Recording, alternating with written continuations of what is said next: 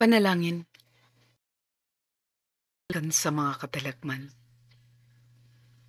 Ginoo namong tanan, hari sa langit ug yuta. Palihog ipabati ka namo ang imong gahom sa kalibutan, diin sa kasamtangan. Daghan ang nahiagom sa baha, sa kalamidad, nga sinati.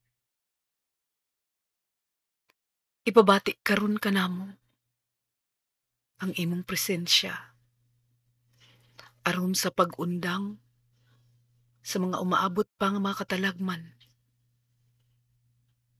ug mga delubyo sa kasamtangan. Hinaot maundang na usab ang mga kagubot ug kadaot sa matag nasod, matag katilingban, matag syudad ug munisipyo ug matag pamilya. Palihog panalipti kami Ginoo, uban sa among mga panginabuhian,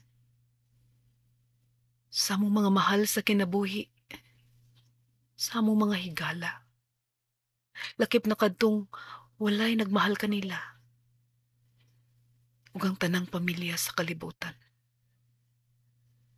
Giampo ko ang padayon nga kalig-on sa among pagtuo pagsalig nga kanimo. Tabangi kami Ginoo. Uban ni kami kanunay sa among mga tahas ug responsibilidad, nga unta matuman namo ang imong pagbuot sa matag takna sa among kinabuhi.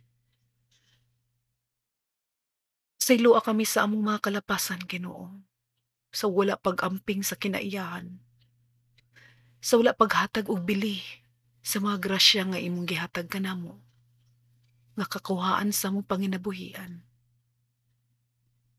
Hinaot magpabilin kaming ligdong ug mapahibsanon, atubangan sa mga hagit ug bahad sa mga dautan.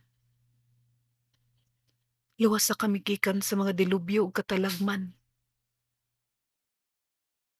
Atagi kami sa imong presensya ug kanunay sa matag takna sa among kinabuhi. Hinaot nga maamo usab ang imong kadaugan, karon ug sa katapusan. Ikaw ang among Diyos, ang buhing Dios nga among gisimba. Amen.